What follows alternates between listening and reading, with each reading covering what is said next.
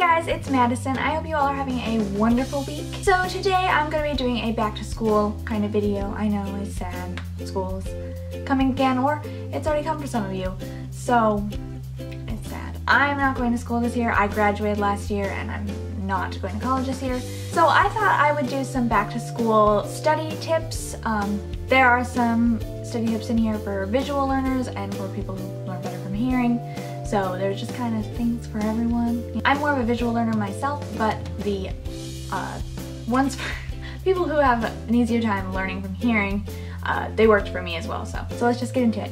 So the first tip I have is something that one of my teachers taught me to use, and it is, I think it's called T-notes. I'm really not sure. I think that's what she called it. Basically, you just start out with a blank piece of paper. This one I wrote on it, and you just fold it in half.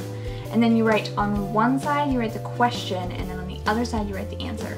And you just fold it in half, and then it's like, you know, kind of like a flip. So you like read yourself the question, and then you try to answer it without looking at the other side.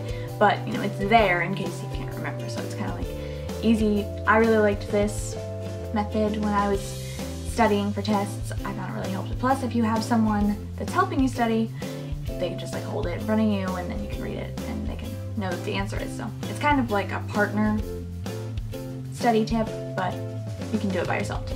The second tip I have is flashcards. Now this is one that everyone pretty much knows about. But one thing that you can do with flashcards is when you're reading them off, put the ones that you get right in a pile, and then put the ones that you get wrong in another pile, and then just go back through the ones that you got wrong, because then you don't have to go through the whole flashcard thing, you know, especially the night before a test, because you've probably procrastinated. If you know, I did. Third tip that I have is kind of a weird one, I think.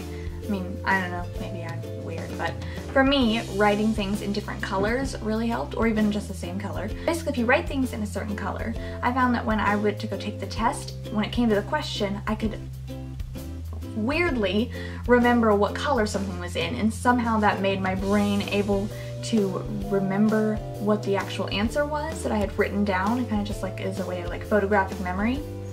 So that honestly really helped me. I don't know why, it was kind of a weird one, but it worked.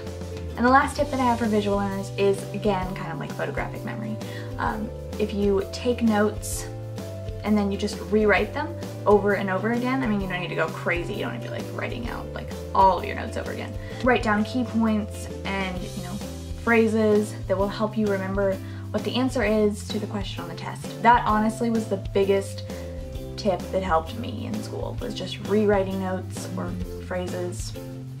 That really helped me. If you learn better by hearing, it might help you to have someone read the notes off to you, because then, you know, it's just someone else's voice. It might actually kind of work almost like in a way of photographic memory, but more like, you know, you're hearing. Maybe you'll be able to remember that person's voice and like, you know, what they were saying to you when it comes to answering the question. You can also just talk about the topic with someone. A lot of times, if you kind of like get into a debate with someone, you might remember your arguments better, or like specific points that they make. If it's not a debate topic, you can just talk it out, and that'll really help you remember things. And the last tip is just to read your notes out loud. That really helps you just like remember, especially like reading it back.